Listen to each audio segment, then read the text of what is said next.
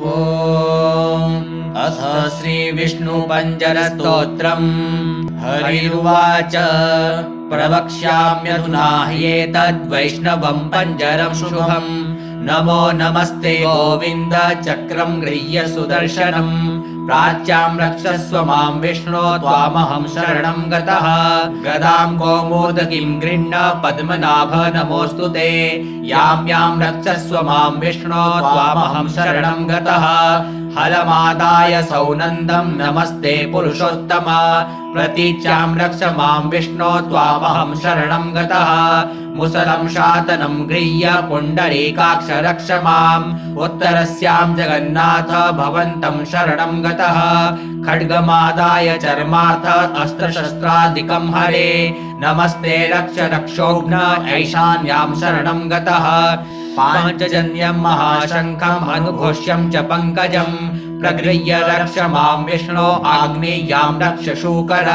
चन्द्रसूर्यम् समागृह्य खड्गम् चान्द्रमसम् ददा। नैऋत्याम् माम् च रक्षस्व दिव्यमूर्ते नृकेसरिन्। वैजयन्तीम् सम्प्रगृह्य श्रीवत्सम् कण्ठभूषणम्। वायव्याम् रक्ष मादेव हयग्रीव नमोऽस्तु ते। वैनतेयम् समारुह्य त्वन्तरिक्षे जनार्दन। माम् रक्षस्वाजित सदा नमस्ते स्वपराजित। विशालाक्षम् समारुह्य रक्ष माम् त्वम् रसातले। अकूपार नमस्तुभ्यम् महामीन नमोऽस्तु ते। करशीर्षाद्यङ्गुलीषु सत्यम् त्वम् बाहुपञ्जरम्। कृत्वा रक्षस्व माम् विष्णो नमस्ते पुरुषोत्तम। एतदुक्तम् शङ्कराय वैष्णवम् पञ्जरम् महत्। पुरा रक्षार्थमीशान्यः कात्यायन्या विषध्वज।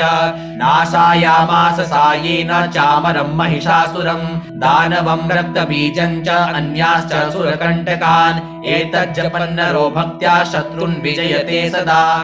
हरिरुवाच प्रवक्ष्याम्यधुना ह्येतद्वैष्णवम् पञ्जरम् शुभम्। नमो नमस्ते गोविन्द चक्रम् गृह्य सुदर्शनम्। प्राच्याम् रक्षस्व माम् विष्णो त्वामहम् शरणम् गतः। गदाम् कौमोदकीम् गृह्ण पद्मनाभ नमोऽस्तु ते। याम् याम् रक्षस्व माम् विष्णो त्वामहम् शरणम् गतः। हलमादाय सौनन्दम् नमस्ते पुरुषोत्तम। प्रतीच्याम् रक्ष माम् विष्णो त्वामहम् शरणम् गतः। मुसलम् शातनम् गृह्य पुण्डरीकाक्ष रक्ष माम्। उत्तरस्याम् जगन्नाथ भवन्तम् शरणम् गतः। खड्गमादाय चर्मार्थ अस्त्रशस्त्रादिकम् हरे। नमस्ते रक्ष रक्षोघ्न ऐशान्याम् शरणम् गतः। पाञ्चजन्यम् महाशङ्खम् अनुघोष्यम् च पङ्कजम्। प्रगृह्य रक्ष माम् विष्णो आग्नेय्याम् रक्ष शूकर। चन्द्रसूर्यम् समागृह्य खड्गम् चान्द्रमसम् ददा। नैऋत्याम् माम् च रक्षस्व दिव्यमूर्ते नृकेसरिन्। वैजयन्तीम् सम्प्रगृह्य श्रीवत्सम् कण्ठभूषणम्। वायव्याम् रक्ष मादेव हयग्रीव नमोऽस्तु ते। वैनतेयम् समारुह्य त्वन्तरिक्षे जनार्दन। माम् रक्षस्वाजित सदा नमस्ते स्वपराजित। विशालाक्षम् समारुह्य रक्ष माम् त्वम् रसातले। अकूपार नमस्तुभ्यम् महामीन नमोऽस्तु ते। करशीर्षाद्यङ्गुलीषु सत्यम् त्वम् बाहुपञ्जरम्। कृत्वा रक्षस्व माम् विष्णो नमस्ते पुरुषोत्तम। एतदुक्तम् शङ्कराय वैष्णवम् पञ्जरम् महत्। पुरा रक्षार्थमीशान्यः कात्यायन्या विषध्वज। नाशायामास सायेन चामरम् महिषासुरम्। दानवम् रक्तबीजम् च अन्याश्च सुरकण्टकान्। एतज्जपन्नरो भक्त्या शत्रुन् विजयते सदा। हरिरुवाच प्रवक्ष्याम्यधुना ह्येतद्वैष्णवम् पञ्जरम् शुभम्। नमो नमस्ते गोविन्द चक्रम् गृह्य सुदर्शनम्। प्राच्याम् रक्षस्व माम् विष्णो त्वामहम् शरणम् गतः। गदाम् कौमोदकीम् गृह्ण पद्मनाभ नमोऽस्तु ते। याम् याम् रक्षस्व माम् विष्णो त्वामहम् शरणम् गतः। हलमादाय सौनन्दम् नमस्ते पुरुषोत्तम। प्रतीच्याम् रक्ष माम् विष्णो त्वामहम् शरणम् गतः। मुसलम् शातनम् गृह्य पुण्डरीकाक्ष रक्ष माम्। उत्तरस्याम् जगन्नाथ भवन्तम् शरणम् गतः। खड्गमादाय चर्मार्थ अस्त्रशस्त्रादिकम् हरे। नमस्ते रक्ष रक्षोघ्न ऐशान्याम् शरणम् गतः। पाञ्चजन्यं महाशङ्खम् अनुघोष्यं च पङ्कजम् प्रगृह्य रक्ष मां विष्णो आग्नेयां रक्ष शूकर चन्द्रसूर्यं समागृह्य खड्गं चान्द्रमसं ददा नैऋत्यां मां च रक्षस्व दिव्यमूर्ते नृकेसरिन् वैजयन्तीं सम्प्रगृह्य श्रीवत्सं कण्ठभूषणम् वायव्यां रक्ष मादेव हयग्रीव नमोऽस्तु ते वैनतेयं समारुह्य त्वन्तरिक्षे जनार्दन मां रक्षस्वाजित सदा नमस्ते स्वपराजिता विशालाक्षं समारुह्य रक्ष मां त्वं रसातले अकूपार नमस्तुभ्यं महामीन नमोऽस्तु ते करशीर्षाद्यङ्गुलीषु सत्यं त्वं बाहुपञ्जरम् कृत्वा रक्षस्व मां विष्णो नमस्ते पुरुषोत्तम एतदुक्तं शङ्कराय वैष्णवं पञ्जरं महत् पुरा रक्षार्थमीशान्यः कात्यायन्या विषध्वज नाशायामास सायेन चामरं महिषासुरं दानवं रक्तबीजं च अन्याश्च सुरकण्टकान् एतज्जपन्नरो भक्त्या शत्रुन् विजयते सदा इत्युवाच प्रवक्ष्याम्यधुना ह्येतद्वैष्णवं पञ्जरं शुभम् नमो नमस्ते गोविन्द चक्रं गृह्य सुदर्शनम् प्राच्यां रक्षस्व मां विष्णो त्वामहं शरणं गतः गदां कौमोदकीं गृह्ण पद्मनाभ नमोऽस्तु ते यां यां रक्षस्व मां विष्णो त्वामहं शरणं गतः हलमादाय सौनन्दं नमस्ते पुरुषोत्तम प्रतीच्यां रक्ष मां विष्णो त्वामहं शरणं गतः मुसलं शातनं गृह्य पुण्डरीकाक्ष रक्ष माम् उत्तरस्यां जगन्नाथ भवन्तं शरणं गतः खड्गमादाय चर्मार्थ अस्त्रशस्त्रादिकं हरे नमस्ते रक्ष रक्षोघ्न ऐशान्यां शरणं गतः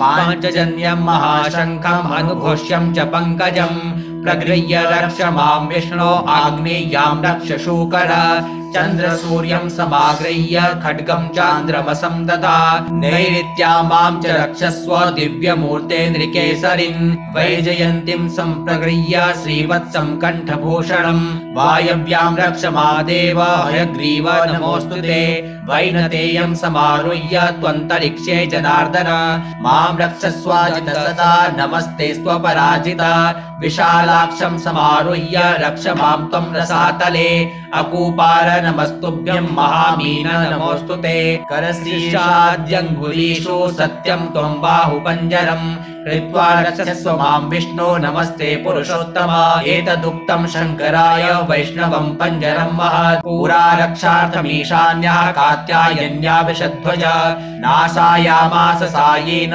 चामरं महिषासुरं दानवं रक्तबीजं च अन्याश्च सुरकण्टकान् एतज्जपन्नरो भक्त्या शत्रुन् विजयते सदा इत्युवाच प्रवक्ष्याम्यधुना ह्येतद्वैष्णवं पञ्जरं शुभम् नमो नमस्ते गोविन्द चक्रं गृह्य सुदर्शनम् प्राच्यां रक्षस्व मां विष्णो त्वामहं शरणं गतः गदां कौमोदकीं गृह्ण पद्मनाभ नमोऽस्तु ते यां यां रक्षस्व मां विष्णो त्वामहं शरणं गतः हलमादाय सौनन्दं नमस्ते पुरुषोत्तम प्रतीच्यां रक्ष मां विष्णो त्वामहं शरणं गतः मुसलं शातनं गृह्य पुण्डरीकाक्ष रक्ष माम् उत्तरस्यां जगन्नाथ भवन्तं शरणं गतः खड्गमादाय चर्मार्थ अस्त्रशस्त्रादिकं हरे नमस्ते रक्ष रक्षोघ्न ऐशान्यां शरणं गतः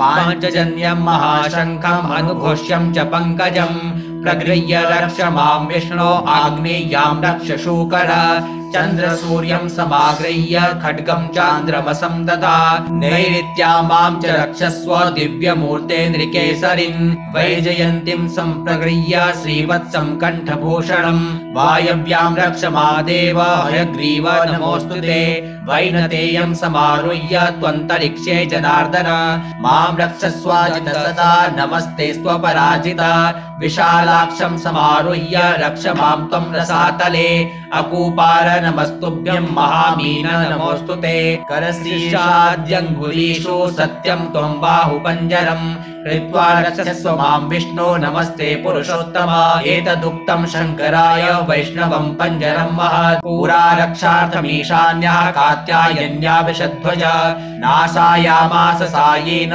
चामरं महिषासुरं दानवं रक्तबीजं च अन्याश्च सुरकण्टकान् एतज्जपन्नरो भक्त्या शत्रुन् विजयते सदा इत्युवाच प्रवक्ष्याम्यधुना ह्येतद्वैष्णवं पञ्जरं शुभम् नमो नमस्ते गोविन्द चक्रं गृह्य सुदर्शनम् प्राच्यां रक्षस्व मां विष्णो त्वामहं शरणं गतः गदां कौमोदकीं गृह्ण पद्मनाभ नमोऽस्तु ते यां यां रक्षस्व मां विष्णो त्वामहं शरणं गतः हलमादाय सौनन्दं नमस्ते पुरुषोत्तम प्रतीच्यां रक्ष मां विष्णो त्वामहं शरणं गतः मुसलं शातनं गृह्य पुण्डरीकाक्ष रक्ष माम् उत्तरस्यां जगन्नाथ भवन्तं शरणं गतः खड्गमादाय चर्मार्थ अस्त्रशस्त्रादिकं हरे नमस्ते रक्ष रक्षोघ्न ऐशान्यां शरणं गतः पाञ्चजन्यं महाशङ्खम् अनुघोष्यं च पङ्कजं प्रगृह्य रक्ष मां विष्णो आग्नेयां रक्ष शूकर चन्द्रसूर्यं समागृह्य खड्गं चान्द्रमसं ददा नैऋत्यां मां च रक्षस्व दिव्यमूर्ते नृकेसरिन् वैजयन्तीं सम्प्रगृह्य श्रीवत्सं कण्ठभूषणं वायव्यां रक्ष मादेव हयग्रीव नमोऽस्तु ते वैनतेयं समारुह्य त्वन्तरिक्षे जनार्दन मां रक्षस्वाजित सदा नमस्ते स्वपराजित विशालाक्षं समारुह्य रक्ष मां त्वं रसातले अकूपार नमस्तुभ्यं महामीन नमोऽस्तु ते करशीर्षाद्यङ्गुलीषु सत्यं त्वं बाहुपञ्जरं कृत्वा रक्षस्व मां विष्णो नमस्ते पुरुषोत्तम एतदुक्तं शङ्कराय वैष्णवं पञ्जरं महत् पुरा रक्षार्थमीशान्यः कात्यायन्या विषध्वज नाशायामास सायेन